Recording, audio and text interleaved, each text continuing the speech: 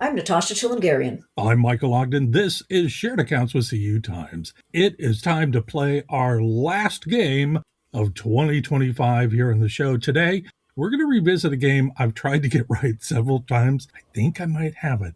It is CU Times Mad Libs Holiday Ooh. Edition.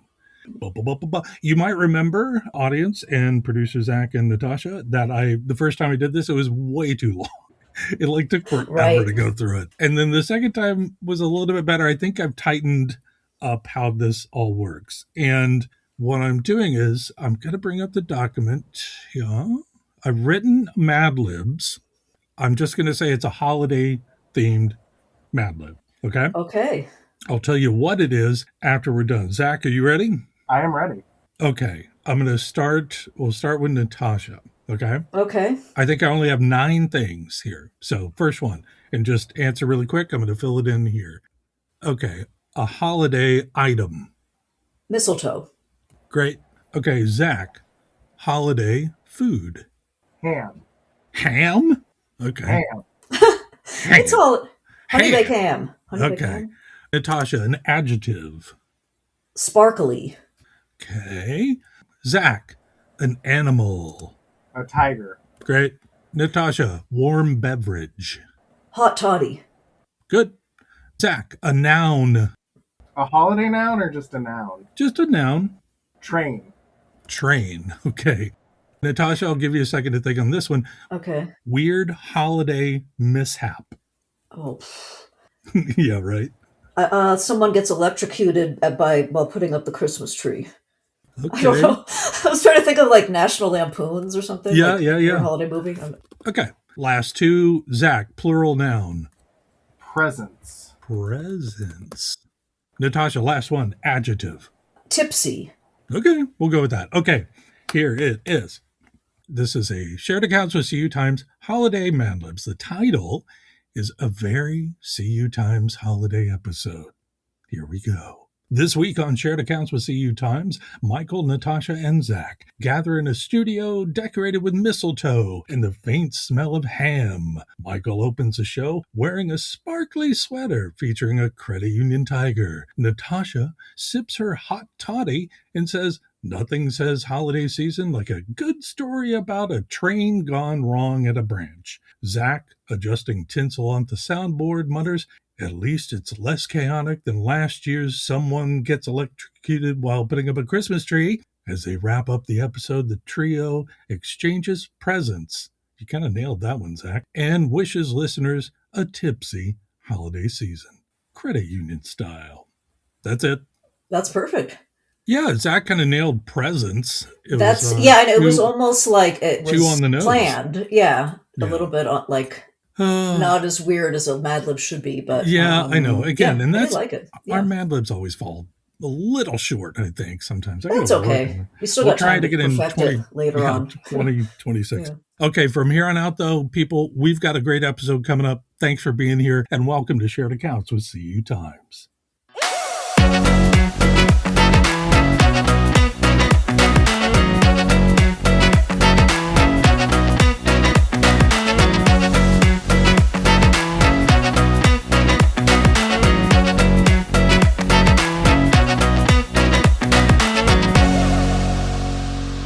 Coming up, we are chatting with Cristina Lehman. She is the Director of PR at Addition Financial Credit Union and Executive Director of the Addition Financial Foundation. You know this whole gang at Addition. They're good friends of the pod. You may recall our very special episode with the 3 Kevins of the Addition C-Suite. It's a great time to have her on because it is the season of giving in the credit union world right now, after all. And so she is going to be talking about all the ways the Addition Financial Foundation's given back. And we have to point out that Cristina was one of our Luminaries winners back in 2024. She won for her work in the community with the Community Impact Award. We really love her and glad she's on. But before we get to that, first up, we got to take a break. Talk with Natasha. Hey, Ann. Hey, Ann. How you doing? I'm doing good. How are you? Oh, I'm fine. I am. I'm trying to envision what a break looks like, Right. for the Right. holidays. I can't quite get there yet. We still got a bunch of work to do before we get there, but I am trying. It is on the horizon. Yeah, it is. It's that weird time where we're Yeah. still super busy, but it's right around the corner and you can't really imagine it. And then it'll probably just happen like abruptly. And then we'll be like, Right. oh, Right. what am I going to do with myself now? Okay. So Anyway. let's get to it. We had a pretty Yeah. lengthy interview with We did. Cristina. It was so good and so nice to see her and talk to her. But I got to ask you, what'd you watch this past week? Yeah, so I've been watching 2 shows, and it's interesting because they kind of are similar or have a lot in common. Okay. I'm watching the Welcome to Derry on HBO, which is the prequel to all of the Stephen King It, that whole story. Mm-hmm. And then the other one I'm watching is the season 5 of Stranger Things on Netflix. So it's funny because I keep going back and forth, like when episodes come up. They're like, so they're both, about, it's like a group of kids. It takes place like in the past. So like the Welcome to Derry's in the 60s. Mm-hmm. Stranger Things is in the 80s. They're all fighting a scary monster. And there's also another thing that's in common is there's this big military like aspect in you're right. seasons. Yeah. And I just realized that last night when I was watching the Stranger Things. Yeah. So yeah, that's what I've been watching lately. I would say I prefer the Welcome to Derry because it's more of like a proper horror, like for adults. Yeah. But like Stranger Things it kind of has, I don't know. I mean, I like it. I like it. Okay. I would say not as much as some people that are like obsessed with it. Mm-hmm. It's a little bit of a cheesy element to it. Sure. A little bit too cheesy for me, but it is fun. So I saw that they're doing the finale of Stranger Things. They're showing it in theaters. Really? Yeah. Oh, it's like a 2.5 hour or 3 hour thing. Wow. Yeah, the episodes are long. They're like almost movie length episodes. I think the last one is it like on Christmas or New Year's Eve? Like it's on. I think it's New Year's Eve. That sounds right. Okay. Yeah. So look for it in your local theater. Yeah. Okay. And what about you? What have you been watching? have been watching some really crazy stuff, and I'm not going to mention all of them, but I'm going to mention 2. One I watched a few days ago. It's called The Coffee Table. Oh boy. And I know what you're talking about. Yeah.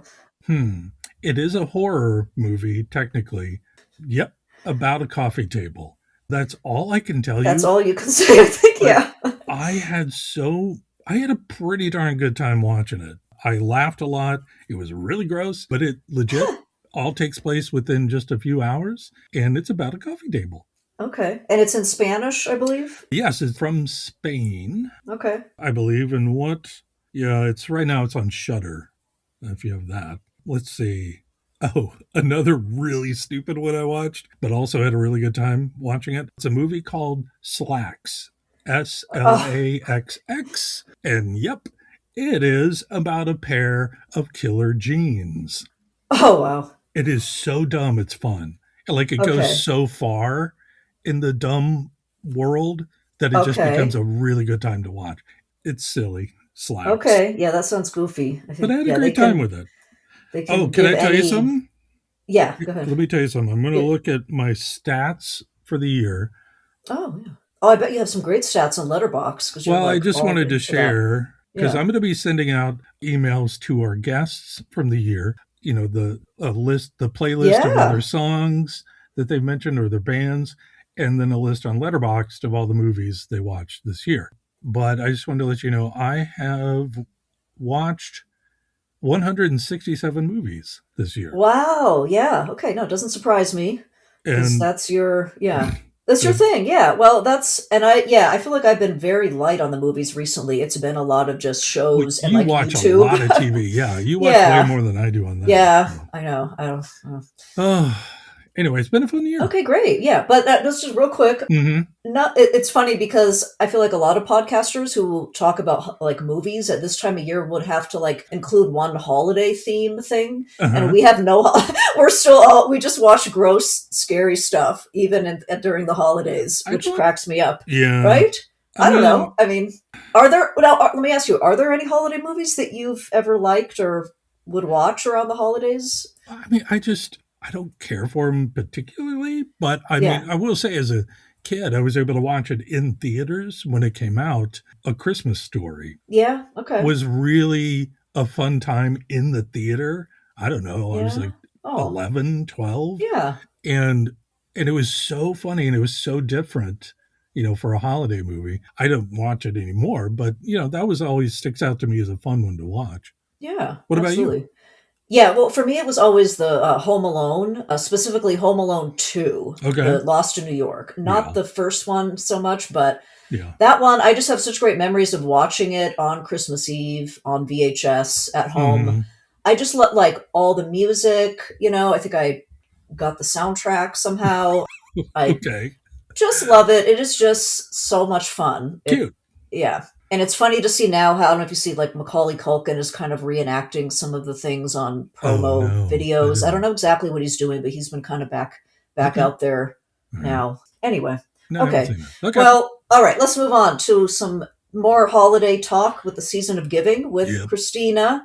Such a great interview. We love her so much. A few things that you get to look forward to here in the interview. She talks about how she is really blazing a new path with corporate community giving in a new Yeah. way. She didn't follow like the traditional path to charitable foundation work, as she talks about. She kind of, came into it after a background in PR and in teaching as well. So she really brings in an outside perspective, and she's hoping to share that perspective and philosophy with the rest of the credit union industry. Hmm. She talks about some of the ways Addition Financial determines where the biggest needs are in the community, in terms of like which organizations to give back to. I thought that was a really interesting Yeah. conversation. And then also, of course, we had our really fun closing discussion to close out the interview. This includes, number one, some talk about reality TV shows back in the aughts. Hmm. And number two, some delicious spiked eggnog Yeah. that Michael was very excited about. Exactly. We have all that coming up next. Hey, listeners, the CU Growth and Innovation Summit is where credit union leaders can tackle real challenges such as AI, lending, compliance, and a lot more. It's a really fun show. I was able to go down there last year. It's all peer led, action focused. There are no slideshows, just smart strategy and great conversations. It is happening February 9th through 11th in Oak Brook, Illinois. That's just outside Chicago. You can register now at cugrowthsummit.com. That's cugrowthsummit.com.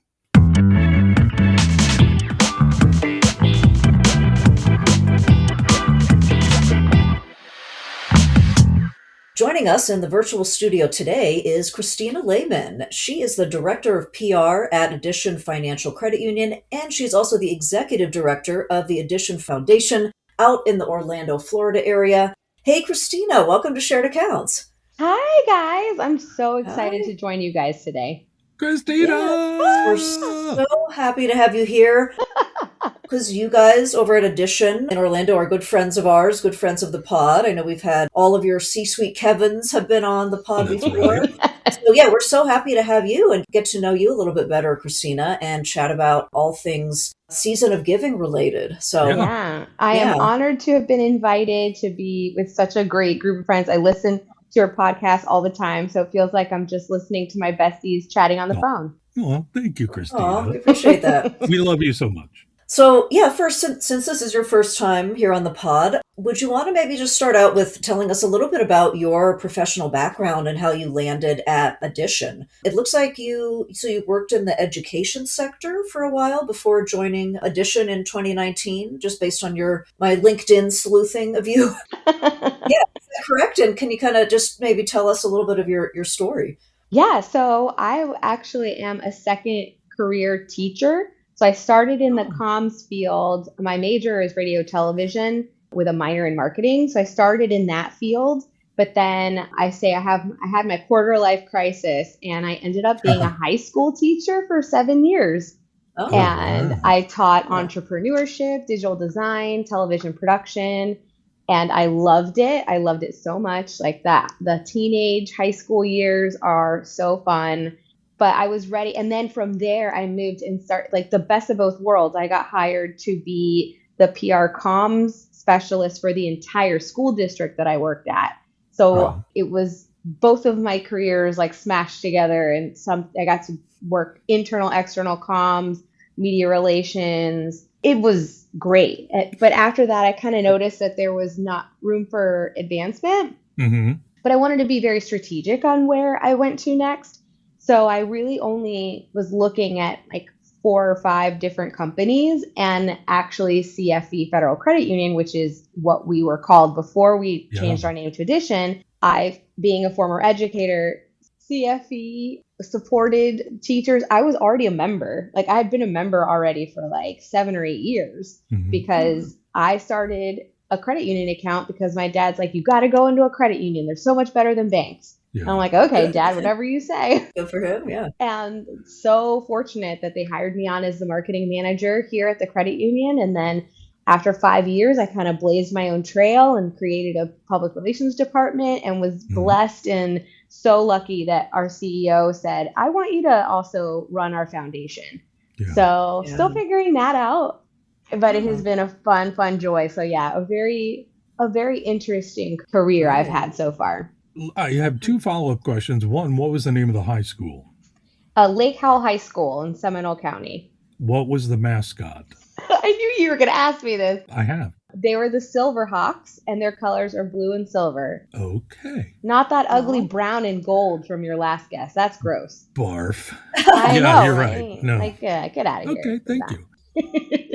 So let's explore further into the foundation work, because it launched in 2022. You became its first executive director. Talk about those early days of launching the foundation and what it was like for you behind the scenes. It's really interesting because when the foundation was launched, I had nothing to do with it. Like, I was the marketing manager at the time.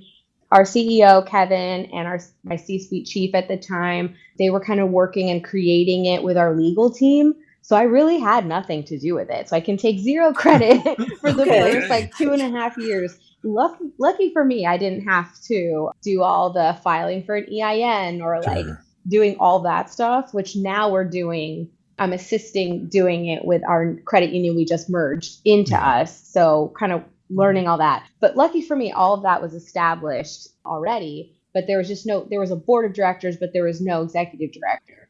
So when I was proposing the public relations team, Kevin, who you guys had met before, he was like, if you do this, I want you to also be the executive director. And I turned to him and I said, I don't know. What does that mean? Like, I don't know being an I've never even served on a board. I don't know anything about it. And he's like, you'll figure it out. Okay. Well, he had faith in you. Yeah. So really at the time, the only thing the foundation was supporting was our grants, which we had done 1 year. And that year we did $165,000 worth of grants for that first year. So I took that over, and I'm very fortunate that our board is so supportive of everything all my crazy ideas. We have really become a very unique entity that that's why I'm so glad I'm talking to you guys today. I'm really passionate about getting the word out about how we're running our foundation, because it's so replicatable. And I think it's the way that we should really start thinking about nonprofit work and the nonprofit sector merging with the corporate world. See, Kevin was right. I know. You will figure it out. No, I mean, legit. You have now, you're all in, man. And you're doing a wonderful job with it. Thank you. Yeah. This is great. And that's inspiring, I think, because it shows, even if it's something someone hasn't done before, like a job title, or like, I don't even know, like, what does that mean? You can do it. So I love that. I think that's very inspiring. I also think that the fact that I don't have any nonprofit experience has actually been a much bigger benefit than hindrance, because I don't really know, like, I don't know the background of it. So I propose things that make sense to me, not because it's always been done that way. So I really think we're breaking down some barriers here in Central Florida, and I really, really hope that it can be groundbreaking. Great point. Absolutely. So, Cristina, could you talk a little bit more about, because obviously now, you have 2 roles officially at Addition that you're kind of juggling. I'm curious what does your role and your days, I guess, look like now, as far as how you're juggling being the director of PR, also being the executive director of the foundation? And is there overlap between the two, or ways that they kind of connect with one another? They overlap a lot. thankfully, even though I keep telling Kevin, I'm like, one day I can't do both jobs. Like, we're going to keep going. And then when that day does come, it's going to be like a tearjerker because I love both of my jobs. Like, I feel so fortunate to have, like, who could say like that they have one job they love? I have two jobs I love. Like, I can't, like, I'm like the most, I say that I'm lucky, but I also know that I put in all the hard work to get to this point. So I think both can be true. What I'm fortunate is I'm the only one technically as part of the foundation, but because my PR team, there's 4 of us total. One's in Tallahassee, and then the rest of us are here in Central Florida. And they are, I always joke, I'm like, you guys are part of the foundation too. And then the marketing team also always helps us. And we've built a culture of give back and giving back to the community and supporting the foundation, and that the foundation is everyone in this credit, the team members and the members. This is their foundation just as much as it is mine. So I really don't have to beg many people to help me because they see the vision and they understand the impact.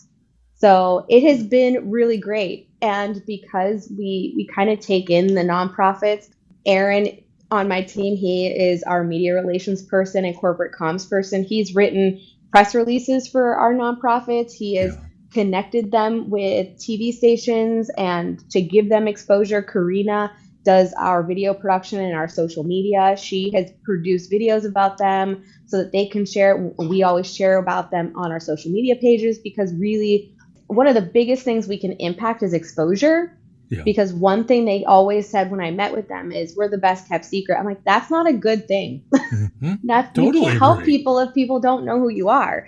So even at our big foundation event, we do one big like kind of check presentation event and I host it. And I tell them, I'm like, I'm not going to ask you for 1 cent. What I'm going to ask you is for your influence and for your network. And this is a exposure raiser, not a fundraiser. Like everyone in this room, all these nonprofits need your circle of influence, and that costs you nothing. So that's something that is definitely a PR, my PR hat working to help all of our, not only our foundation, but our nonprofit partners.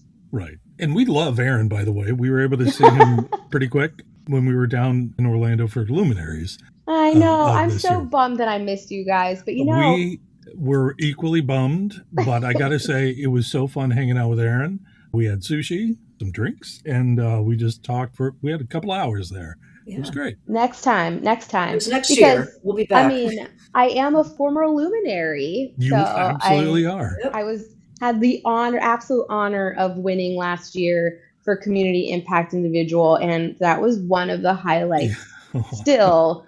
And I'll never forget being on stage and like Kevin and Jason, my 2 bosses are like in the audience and I get to thank them for everything, being in a group of their peers. Yeah, that was a really special moment. So thank you so much for that. You bet. I vividly remember it because if I'm not mistaken, you gave your speech. I was standing right near you up by the podium. And I think you whispered, I have to go pick up my child. Yeah. You had to leave really quick.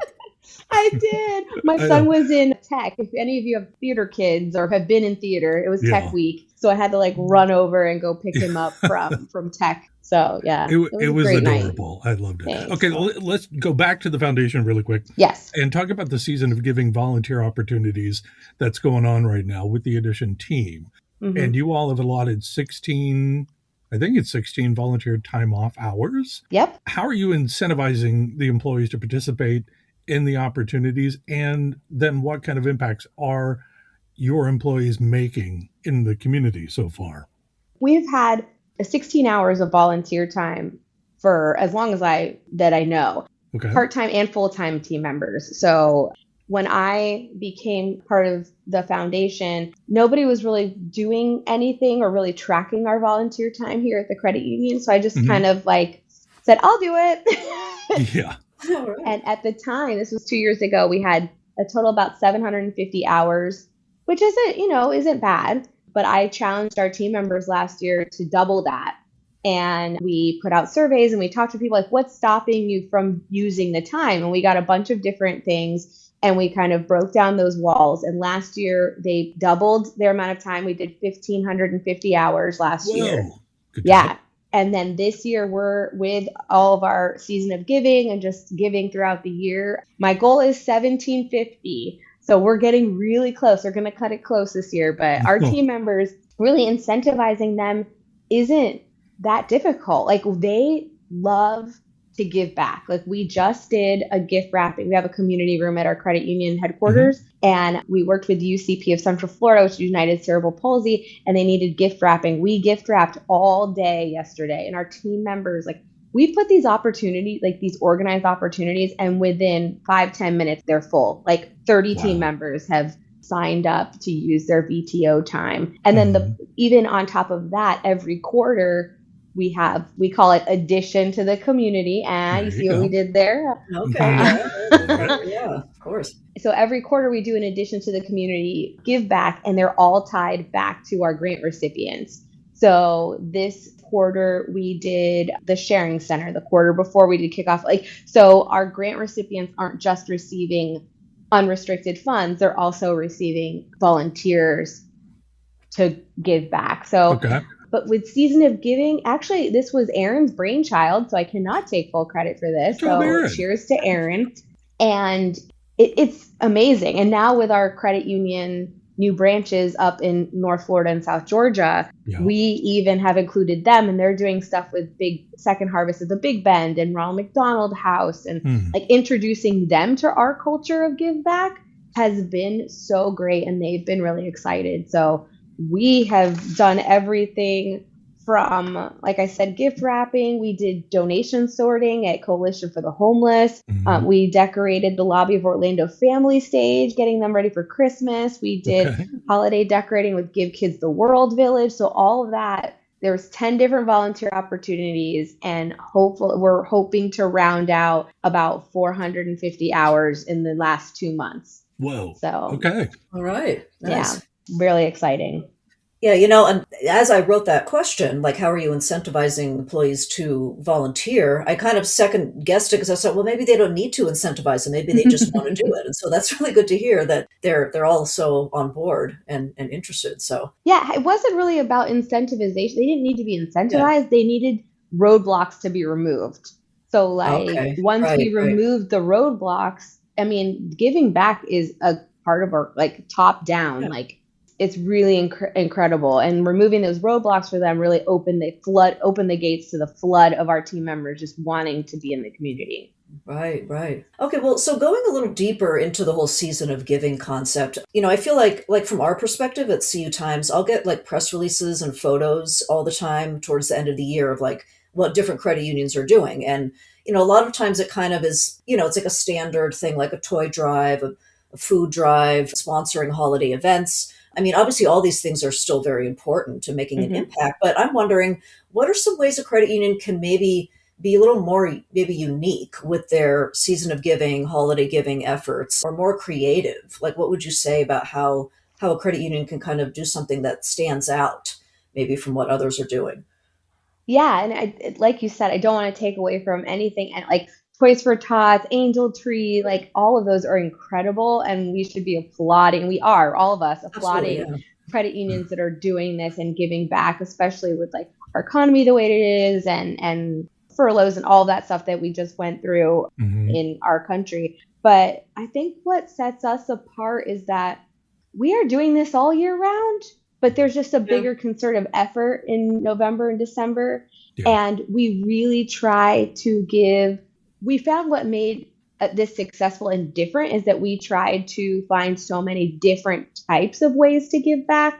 So it isn't just we do have an angel tree that we do with this organization called Devereaux with foster children. So we do that, but we also do all these other types of things where you could donate an hour of your time to gift wrap, or you can donate half a day to go feed people at the Coalition for the Homeless. So I think giving and doing a variety of different types of volunteering, not just the traditional type of volunteering during the holidays, really sets us apart it can be challenging because it's some level of organization, but we have it so down pat that our team members, like, we have a file that's continuously getting updated with opportunities, and people have that bookmarked in their computers and they're checking there all the time. And I think that's what makes it different, is that they are different types of volunteering and different communities and different needs.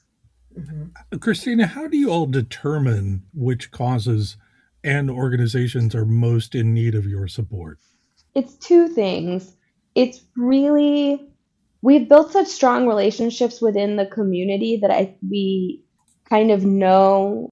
Oh my gosh, I have the best story. Our collections team, and you guys know, like, sometimes collections can be scary. Nobody wants to call collections. Like, they have like this bad stigma. Our collections people are the nicest people on the planet, and they actually get 5-star reviews. They get some of the most 5-star reviews in our credit. Amazing. I know. So one of them came to us when people were being furloughed, and she came to me and she's like, us on the collections team keep hearing that people can't afford food. Like, they can't pay their car payment because it's either the car payment or groceries. She's like, we want to do something. We want to give back. And she's like, we want to do a drive, like a food drive. And that came from our collections team, hearing from our members that that's where they're struggling. So that's one way that we learn. We learn directly from our membership and what they're struggling with. With our grant cycle through the foundation, it's really unique, and I cannot take any credit for it because it was established before I joined the foundation. But the grants are only based on team member nominations. Okay. So we have like 6 weeks are open up, and team members can nominate the nonprofits. So we're kind of taking the legwork out of the nonprofits, because what I hear from them is that they're taking hours and hours and hours of time, valuable time, to like fill out one grant that they may get $1,000 for, or they might not even get it at all. So I'm like, no, let's take that out of your hands. Let's have our team members do the legwork. And then our team members, if their nonprofit does get selected, they're part of the surprise call. They're at the event. They're at the volunteering. So it's like a real special partnership that now our team members see that we care about what you care about. Yeah. It means something to us. We're listening to you. So we do it that way. And just relationships that we've built throughout the community. We really rely a lot on our team members, to be honest. Okay. Well, I love that story, I'll say, with the collections department. Yeah, obviously a scary thing. Usually you wouldn't associate them with, being people members want to talk to. But no, I just say I love that story, and I'd love to hear more stories. So wanted to ask next, what is it, would you say, about community impact that makes it an area that you're passionate about? And do you have any, kind of along with that, any other like favorite stories or anecdotes since you've been involved with the foundation so far that you could share that really, demonstrate how it's really impacted someone's life, like directly? Maybe a tearjerker story is what I'm thinking here. Anything that you could share. Yeah. The thing that pops up immediately, and there's so many stories about things that we have been able to impact, but this one stands out to me. So every year we have, I call it the community giving celebration. And at the celebration, like I said earlier, it's like the check presentation. It's a breakfast.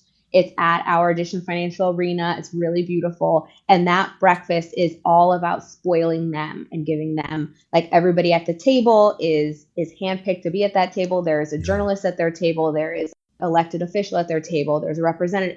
So we really make that into, because they don't have a lot of time to be going out to luncheons. So I wanted to make this something that's even more impactful for them. So we're at our event, and there's 10 nonprofits. They receive either $15,000 or $20,000 in an unrestricted grant. So we are a huge proponent of trust-based giving. But at the end this year, so we have a program called the Friends of the Foundation. And the Friends of the Foundation are just our team members that can put in as little as $1, through their payroll. And it goes straight to the foundation, and they're called Friends of the Foundation. So out of our 400 plus team members, a little over 100 of them give something back directly to our foundation. So this year, I really wanted to have them even more involved. So out of the 10 nonprofits that were selected for our grant class this year, I let them vote. I'm like, vote on who should receive an extra $5,000 directly from the Friends of the Foundation. And the nonprofit that was selected is a very small nonprofit started by a mom who saw a problem, and it's called Kickoff for Kids. And she gets donations and buys food to fill food pantries for area schools. Mm. So she gets surprised. She comes up on stage. She is bawling. And sure. On stage, she tells me, I had a school reach out to me and I didn't have enough money to feed them. Oh my God. She said, this is the exact amount of money for me to feed this school for the entire school year. Jeez. Wow. And she's like, I'm almost in tears. I'm like, that is what this is about. Like our team members believing in what we do and literally getting to see it happen. And she actually emailed me the response from the school, and the school was just like, whenever you think one person can't make a difference, that is not the truth. Like I have seen it with my own eyes. It's incredible. Wow. It literally, saved someone's life. I mean, this food insecurity has been just crazy this year, but it's been cool also from our perspective to see how the credit unions have helped step up, especially like when the SNAP benefits stopped and, they just stepped right in and did this work. So yeah, well, that's a great story. Cristina, I want to let you brag for a second. Not that you haven't been, but do you have any stats or something that kind of would help our audience demonstrate the impact your foundation's having on the community? What I can share with you from an impact perspective is every year for the past 3 years, the past 2 years we have given, past 4 years, sorry. First year was $165,000. The last 3 years was $175,000 back to small and mid-sized nonprofits, directly back to them. Yeah. So we have already impacted them. But not only that, we do $65,000 of scholarships every year for grad students and for incoming college freshmen. Mm. We do our Renovate to Educate program, which I would love to talk about because I'm so proud of that program. Okay. So this year, before we were doing makeovers for teacher classrooms. And this year we decided to pivot and do makeovers for the school's need pantries. So food pantry, like toiletries, hygiene products. So we did 4 schools and totally made over their pantries and filled them, which really not only impacts the one teacher, it impacts the whole school. Because for me, I saw firsthand being an educator in a public school that my kids were hungry. They came to me because they trusted me, and I had a drawer full of food and they could take whatever they wanted. And they can't learn unless their basic needs are met. Yeah. If their clothes are dirty or their shoes are broken or they're hungry, they're not going to learn trigonometry. Right. So that's something I'm really proud of, that impact. And we give back in so many ways.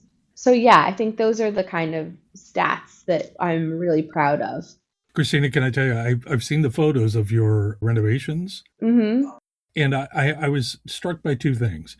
One, I was struck by irritated of the need that we have to do this. Mm-hmm. But then I'm very happy that you all are stepping in. The second reaction I had was, you know what? You are creating a very welcoming environment for a very humbling issue, for people to be able to come into something that's not just a closet or a back room dingy thing. Like, hey, listen, we care about you people. We love you. We want you to be healthy. You were just creating something I thought was such a much nicer environment than what I have seen in a lot of other places. So congratulations. I'm so glad. Thank you, Michael. And that's really what we wanted to turn those spaces into. We wanted it to be a comfortable place that they don't walk in there ashamed. Exactly. They are just as, we wanted it to feel like dignity, a store. They do deserve that dignity. Right. It's hard for anyone to ask for help. Can you imagine a middle schooler coming in asking for feminine hygiene products because she can't afford, her family can't afford it? Right. Or we need to give them a space that they're not embarrassed to go to. And full circle moment. Please. So that the collections team that asked to collect food, We weren't able to do it for the holidays, but what we came up with was now we're collecting food to surprise those 4 schools and refill their pantries so that they have food for the rest of the year. Surprise! So, Great. yeah. So just continue that give back. I mean, we have 15,000 students in Orange, Osceola, Lake, and Seminole counties that are underneath the poverty level. Jeez. Wow. 15,000. That's 15,000 too many. And we can do that's incredible. To help make an impact for them. Okay, Cristina. So actually wanted to just kind of piggybacking off of that last response there, wanted to talk a little bit more about your plans for the foundation before we move on to part 2. What are some of your goals for 2026 with the foundation, and in what ways do you hope to see it grow and impact the community down the road? It's funny because I've learned so much through this. I want to make something that can be recreated and replicated all over the country. Like I want what we're doing. We had one of our nonprofit partners, CFC Arts, here in the Central Florida area, and their executive director, because we went and surprised them on National Philanthropy Day. And we're really big on, we want to support and feed into the staff and the team that's doing the good work, because they deserve to feel seen just as much as they put in to the people in the community that need help. Right. So we want to put into them as much as love and care as they put into the people that need their help. So he said something, he's like, what you're doing is so unique. Nobody else does it. And I said, that's true, but I don't want that. Like I want everyone else to be doing this, because from learning and taking everything in, I really feel like the philanthropy space is a really unbalanced way of doing philanthropy, like corporate philanthropy. Like if you think of it as a triangle, like if I'm aging myself, the old food chart, like the old pyramid. Our nonprofits are on the bottom of that pyramid. They're the ones who are doing the work. They're in the field. They're doing so much with so little resources. And then you have like corporations kind of right above it who could have the funds, but maybe not the ability to put in as much work. And then at the top of this pyramid are like the 1%ers who have all of the funds. And they are really the ones deciding who should be cared for. And I'm like, that does not make any sense to me. Like, to me, that's just like a very archaic way of thinking about it, and becoming so close to these nonprofits. It's like they are begging for help. And I'm like, you shouldn't be begging for help. We as a foundation, as a credit union, we need, and I tell them this all the time, I'm like, we as a corporation need you as much as you need us. We need to show our community that we are giving back, that we care for them, that people now are looking for companies that care. And I can't show people that we care if you don't allow us to care. So it's like, this is really mutually beneficial partnership. So I really want, as we care for them by providing them free quarterly workshops that they tell me what they want to learn about, while we give them volunteers, while we give them exposure, like all of that, we care for those that are doing the caring for the others. And if we as corporations can do the same all over the country, we can balance the scales even better when it comes to giving, because the people doing the work should not be begging for help themselves to do the work. I would agree. Yeah. So I love that. Yeah. My goal for 2026 is just to keep like having opportunities like these so we can share the message of what we're doing and just hopefully set a new standard of how giving back and how a company can care for their community. Nice. Well, yeah, I love that philosophy of wanting to share with others, like not being kept a secret, but amplifying what you're doing so that others, other credit unions hopefully can see that and can bring it into their strategy. So, and that speaks to the whole cooperativeness of the industry. So I love that. Okay, well, Cristina, let's go ahead and move on to part 2 of our interview. This is the fun part. It's going to be all about you. Are you ready? All of this has already been fun. I don't know how it could get any more fun. Oh, here we go. Well, we'll see. There's a test here. Okay, so first question. So obviously you and the whole Edition gang are in Central Florida. Is that where you're from? Are you from Florida originally? I am actually Puerto Rican. Both my parents are Puerto Rican. They moved us, me and my brother, here when I was about 4.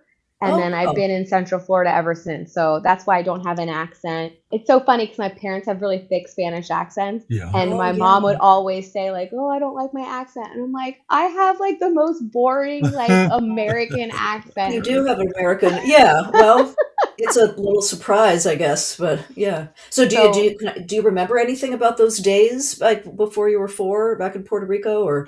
no, but a lot of my family's still there. We're actually going to be taking my husband, white gringo. Mhm. He loves Puerto Rico, Yeah. loves it. So we're actually Oh, going there in March during spring break to see some family. And Love it. I love oh, La fun. Isla and Puerto Yeah. Rico. And so, yeah. The couple of times I've been there, mofongo was one of my Ay, favorite. mofongo, Mof- mijo, yeah, mofongo. it's so good. So good.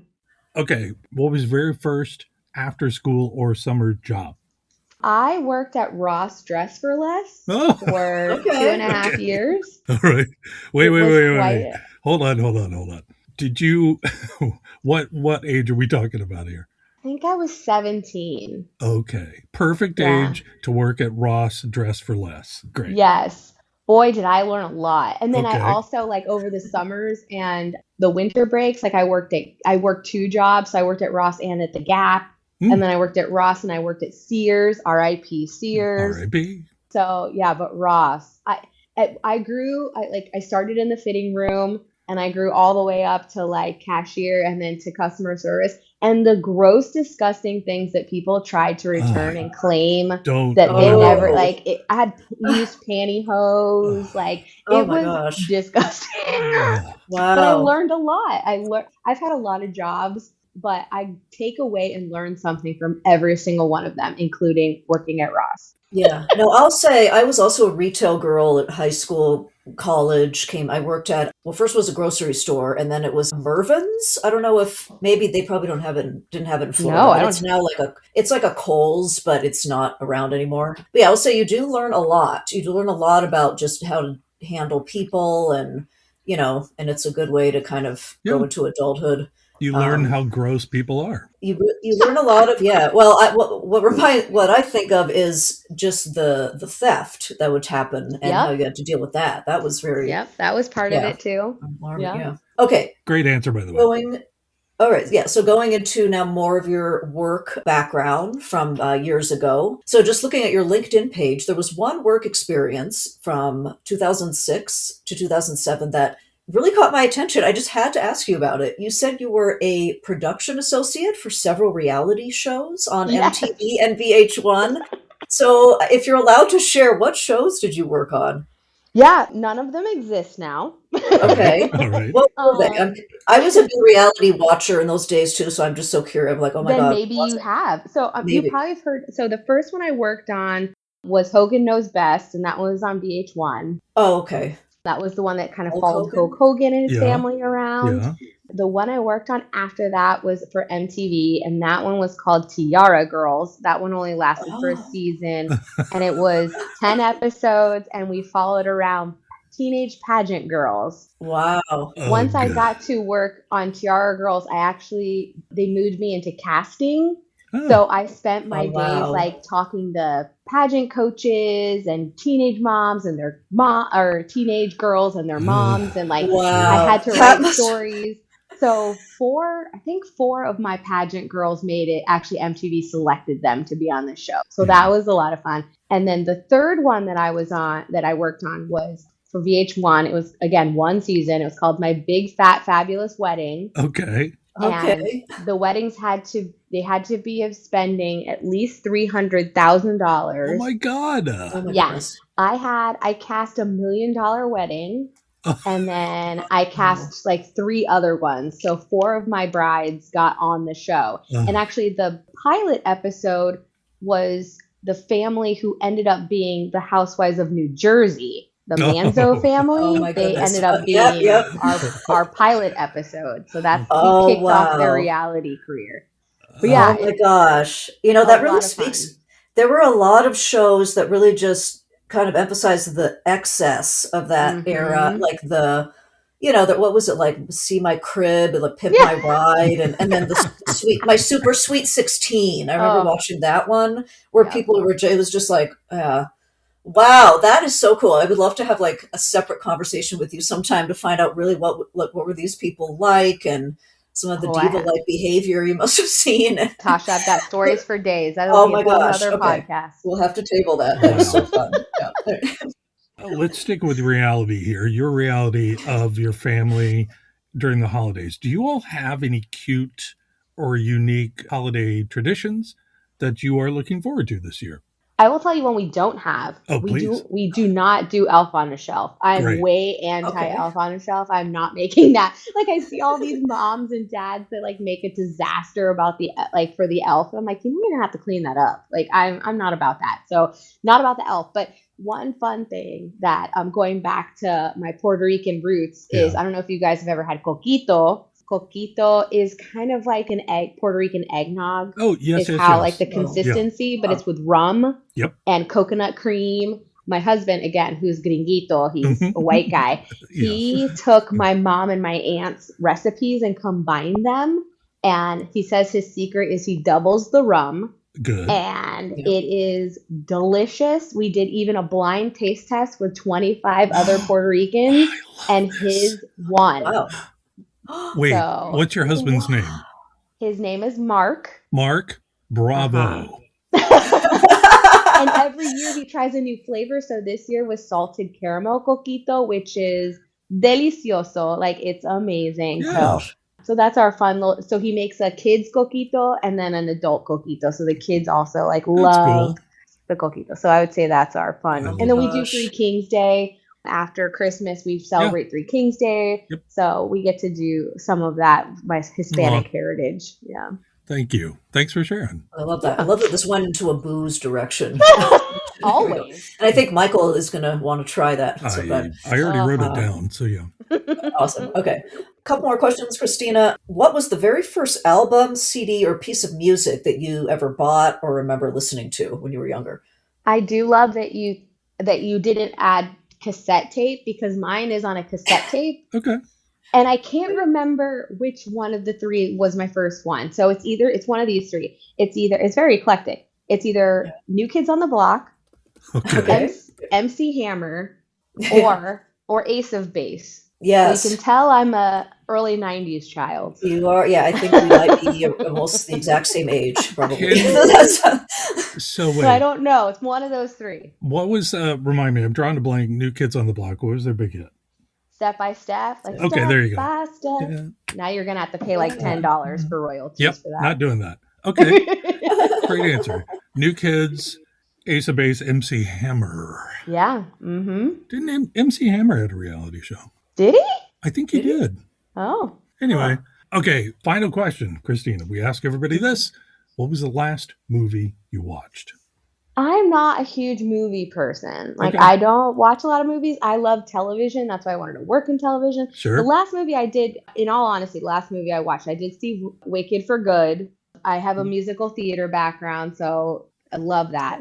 But I'm a TV person, and I recently finished binging for the second time one of my favorite shows, which is Parks and Recreation. I love Parks and Rec. Yeah. I love Amy Poehler, and Aaron will attest that they call me the Leslie Knope of The Office. Like, Leslie Knope and I have a lot in common, including our passion for binders and for tabs and for handwritten notes. Oh my gosh! And so yeah, I have quite the affinity for Parks and Rec. I love and then my husband and I actually auditioned for The Amazing Race. What? So did not get a call back. Very upset about that. But we did, we threw that out there, see if the spaghetti will hit the wall, but never heard back. That's fantastic. I love that Amazing Race. And Natasha, this is like the second episode almost in a row that somebody's brought up The Amazing Race. That is true. That is true. Yeah, it was Alaska. Yeah, he binged like every season or something. Yeah, with his kids. Daughters. Every season. Okay. Oh, Cristina, yeah, we have three shows that we always watch, and that's with our family. It's that one, Survivor, and SNL. Like, those are the three that we always watch together as a family. Nice. They're classics, yeah. Okay. Mm-hmm. Oh, we could talk about TV all day.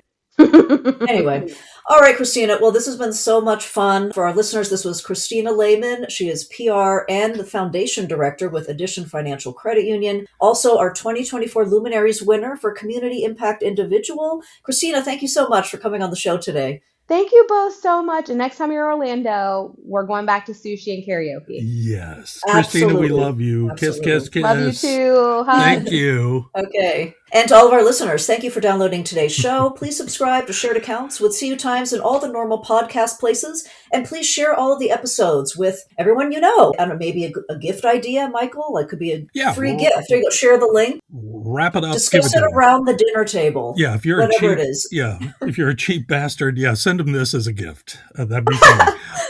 But feel free to rate us 5 stars. We love it. As always, thank you so much to our producer, Zach Nyheisel. Thanks, Zach. Join us again next month as we start a new year, a new season, and we'll have new episodes of Shared Accounts with CU Times. Until then, thanks for listening.